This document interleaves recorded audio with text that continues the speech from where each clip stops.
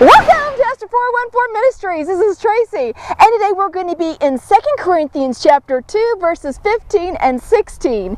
Our lives are like a Christ-like fragrance rising up to God, but this fragrance is perceived differently to those who are being saved and by those who are perishing.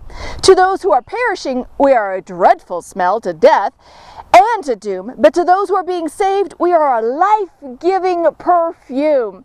Oh, well, that's kind of interesting, but what does that mean? Well, let me tell you what that means. In another version, it says that it's like incense. And I don't know if you use these or not, but we have like incense that you light, and you light the end, you blow it out, and then this smoke just comes up, and it's this wonderful smell, and it puts this beautiful smell throughout the house. And the text is saying, Paul, the apostle, is telling us that our lives are like that. It's like this aroma coming up. When we have been spending time with the Lord, when we are having that relationship with God where it's a one-on-one, there's like an aroma that comes off your life, and the Lord smells it, and it's a pleasing smell to Him, just like flowers are around here. You know how you walk by them and you can smell the flowers? You're living a pleasing life to the Lord. Your life brings this fragrance to Him, and it's pleasing to Him, and He really enjoys smelling that. But it goes a step further. The Apostle Paul is telling us this, that our lives, that when we have that type of relationship, it not only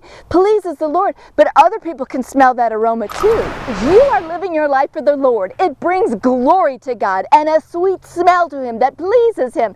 And you know, in Isaiah 43:7 it says, why are we created? To bring glory to God. That's what our lives are all about. We are to bring glory to God. But let's go one step further, okay? As we're bringing glory to God, as we have that aroma coming out of us, guess what?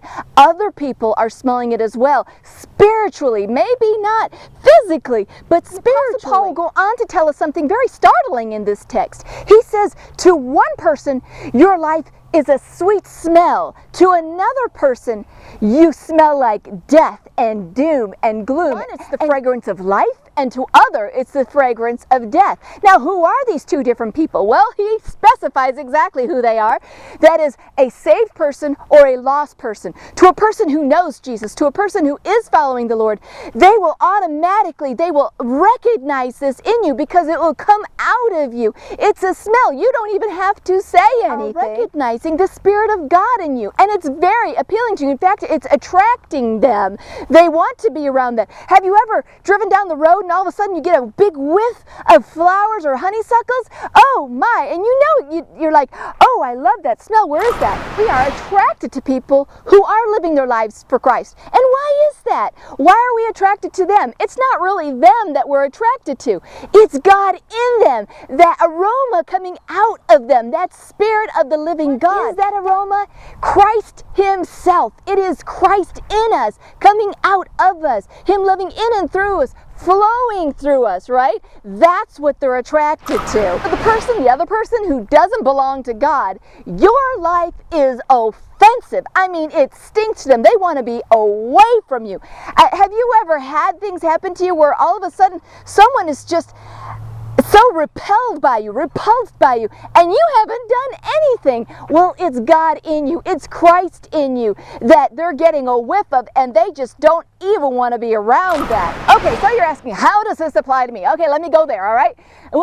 With my family, we love to go and do things. We like to go hiking, we like to go camping, and a lot of times out in nature you see lots of flowers, and you can just smell them. Now, do you think those flowers are up there on those vines going, oh, I gotta smell good, I gotta look pretty, oh, I gotta try and produce this great smell, oh, I'm gonna exude the smell? No, they're not. They're just being a flower. It's naturally coming out of them. And it's the same way in our life, okay? When Christ is in you, when you've got that relationship with Jesus, it just naturally comes out of you. I mean, people can spot you a mile away. They're like, there's something different about that person, and I don't know quite what it is. It's Christ in us, coming out, that aroma. As you draw nigh to God, He'll draw nigh to you. It's John chapter 15, verse 5, and it's resting, it's abiding, it's just letting the Lord do the work. It's not us struggling to try and do it. He says, you can't do anything.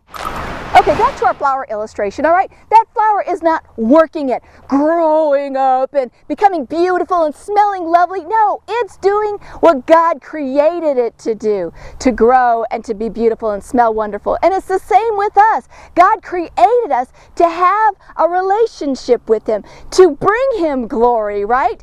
And so we have to rest in Him and ask Him to help us to have that deep relationship with Him, to draw us unto Himself.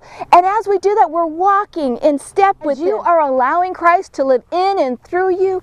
It is a sweet aroma, a beautiful smell unto the Lord, and it's pleasing to Him. And other people will also start smelling that fragrance, that aroma from your life, realizing something is different about you. I hope this helped you out some. And men, if you're listening to this, which I know there are a few, go buy your wife some flowers. It's a beautiful, sweet smell and a beautiful aroma. This is Tracy from Esther 414 Ministries.